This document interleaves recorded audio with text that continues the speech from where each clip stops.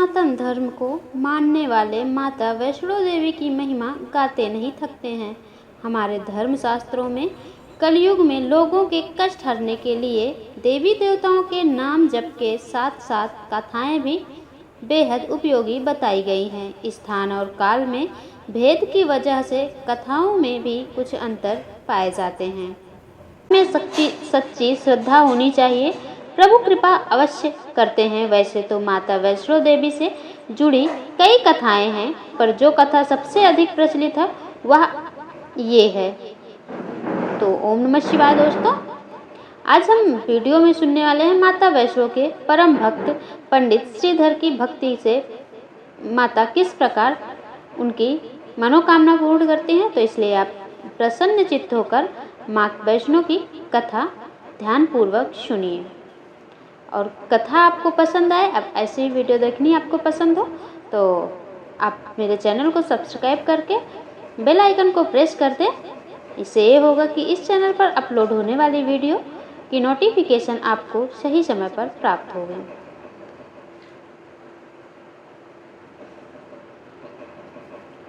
वैष्णो देवी ने अपने एक परम भक्त पंडित श्रीधर की भक्ति से प्रसन्न होकर उनकी लाज बचाई। माता ने पूरे जगत को अपनी महिमा का बोध कराया। तब से आज तक लोग इस तीर्थ स्थल की यात्रा करते हैं और माता की कृपा पाते हैं।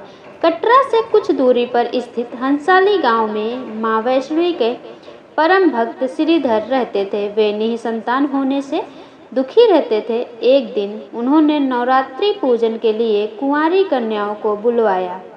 मां वैष्णो कन्या के वेश में उन्हीं के बीच आ बैठी। पूजन के बाद सभी कन्याएं तो चली गईं, पर मां वैष्णो देवी वहीं रहीं और श्रीधर से बोली, सबको अपने घर भंडारे का निमंत्रण दे आओ। श्रीधर ने उस दिव्य कन्या की बात मान ली और आसपास के गांवों में भंडारे का संदेश पहुंचा दिया।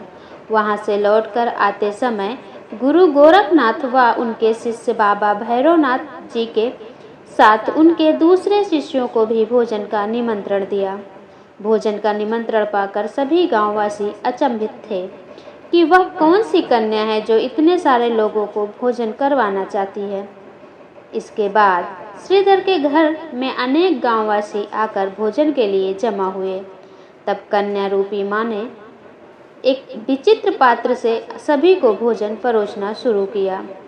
भोजन परोसते हुए जब वह कन्या भैरवनाथ के पास गई, तब उसने कहा कि मैं तो खीर पूड़ी की जगह मांस खाऊंगा और मदिरा पान करूंगा।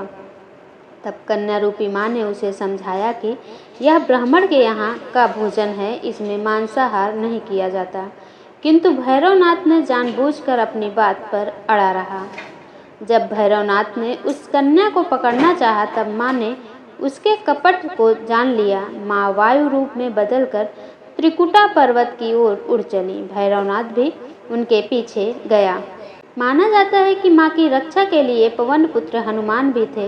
हनुमान जी को प्यास लगने पर माता ने उनके आग्रह पर धनुष से पहाड़ पर बाण चलाकर एक जलधारा निकाली और उस जल में अपने केश धोए। आज यह पवित्र जलधारा बाण गंगा के नाम से जानी जाती है। इसके पवित्र जल को पीने या इसमें स्नान करने से श्रद्धालुओं की सारी थकावट और तकलीफें दूर हो जाती है। इस दौरान माता ने एक गुफा में प्रवेश कर 9 माह तक तपस्या की। भैरवनाथ भी उनके पीछे वहां तक आ गया। तब एक साधु ने भैरवनाथ से कहा कि तू जिसे एक कन्या समझ रहा है वह आदि शक्ति जगदम्बा है, इसलिए उस महाशक्ति का पीछा छोड़ दे। भैरवनाथ ने साधु की बात नहीं मानी। तब माता गुफा के दूसरी ओर से मार्ग बनाकर बाहर निकल गई। यह गुफा आज भी अर्धकुमारी या आदि कुमारी या गर्भजून के नाम से प्रसिद्ध है। अर्धकुमारी के पहले माता की चरण पादुका भी है। यह वह स्थान है जहां माता ने भागते भागते मुड़कर भैरवनाथ को देखा था। गुफा से बाहर निकलकर कन्या ने देवी का रूप धारण किया। माता ने भैरवनाथ को चेताया और वापस जाने को कहा, फिर भी वह नहीं माना। माता गुफा के भीतर चली गई। तब माता की रक्षा के लिए हनुमान जी गुफा के बाहर थे और उन्होंने भैरवनाथ से युद्ध किया। भैरवनाथ फिर भी हार नहीं मानी। तब जब वीर लंगूर निढाल होने लगे, तब माता वैष्णवी ने महाकाली का रूप लेकर भैरवनाथ का संहार किया। भैरवनाथ का सिर कटकर भवन से 8 किमी दूर चित्रकूट पर्वत की भैरव घाटी में गिरा। उस स्थान को भैरवनाथ के मंदिर के नाम से जाना जाता है। जिस स्थान पर मां वैष्णो देवी ने हठी भैरवनाथ का वध किया, वह स्थान पवित्र गुफा अथवा भवन के नाम से प्रसिद्ध है। इसी स्थान पर मां महाकाली, मां महासरस्वती और मां महालक्ष्मी बाएं और पिंडी के रूप में गुफा में विराजमान हैं। इन तीनों के सम्मिलित रूप को ही मां वैष्णो देवी का रूप कहा जाता है। कहा जाता है कि अपने वध के बाद भैरवनाथ ने अपनी भूल का पश्चाताप हुआ और उसने मां से क्षमादान की भीख मांगी। माता वैष्णो देवी जानती थी कि उन पर हमला करने के पीछे भैरव की प्रमुख मंशा मोक्ष प्राप्त करने की थी।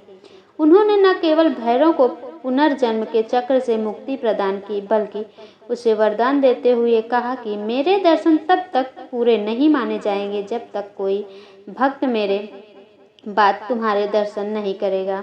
उसी मान्यता के अनुसार आज भी भक्त माता वैष्णो देवी के दर्शन करने के बाद करीब 3.25 किलोमीटर की खड़ी चढ़ाई करके भैरवनाथ के दर्शन करने जाते हैं। इस बीच वैष्णो देवी ने 3 पिंड सिर सहित एक चट्टान का आकार ग्रहण किया है और सदा के लिए ध्यान मग्न हो गई। इस बीच पंडित श्रीधर अधीर हो गए। वे त्रिकुटा पर्वत की ओर उसी रास्ते आगे बढ़े जो उन्होंने सपने में देखा था। अंततः वे गुफा के द्वार पर पहुंचे। उन्होंने कई विधियों से पिंडों की पूजा की, अपनी दिनचर्या बना ली। देवी उनकी पूजा से प्रसन्न हुई। वे उनके सामने प्रकट हुई और उन्हें आशीर्वाद दिया। तब से श्रीधर और उनके वंशज देवी मां वैष्णो देवी की पूजा करते आ रहे हैं। आज भी 12 मास वैष्णो देवी के दरबार में भक्तों का तांता लगा रहता है। सच्चे मन से याद करने पर माता सबका बेड़ा पार लगाती है। तो दोस्तों, ये रही माँ वैष्णो देवी की कथा आपको पसंद आई हो लाइक कर दें और कमेंट बॉक्स में जय माता रानी ज़रूर लिखें। मिलती हूँ मैं अगले वीडियो में, तब तक के लिए नमस्कार।